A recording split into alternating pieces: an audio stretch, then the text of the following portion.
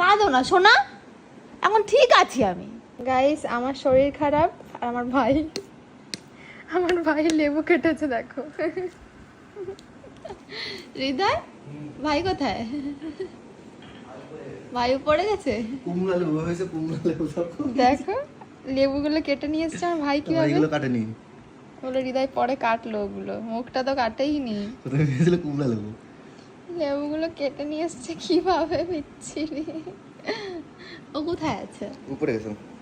এই যে দেখো হাতে, বুঝতেই পারছো সারা রাত স্লাইন দেওয়ার পরে এখন একটু কথা বলার হালাতে রয়েছি, না হলে কালকে আর বাঁচতাম না।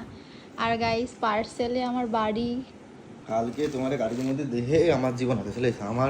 আমি গেছি, আমি নাই। কেমন হয়েছিল কালকে আমার?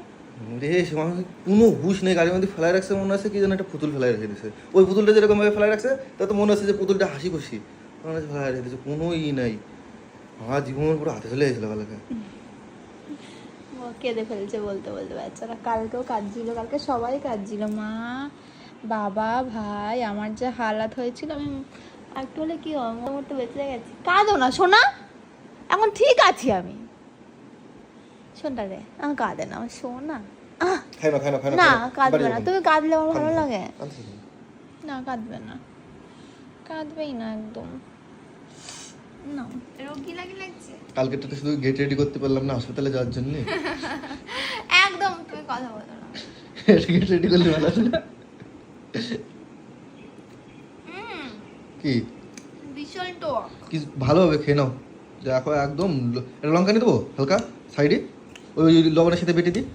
যে ভীষণ টক শোনা, তুমি আমাকে লবণটা মাখিয়ে দাও।